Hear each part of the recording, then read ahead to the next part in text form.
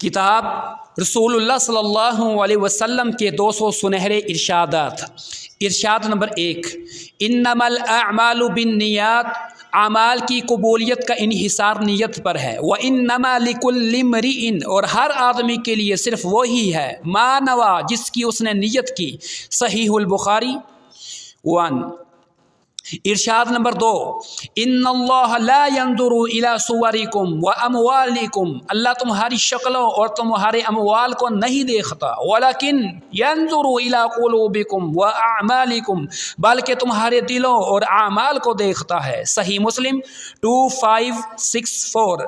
ارشاد number 3، یا ایھا الناس توبو الی اللہ، لوگو اللہ کے حضور توبہ و استغفار کرو۔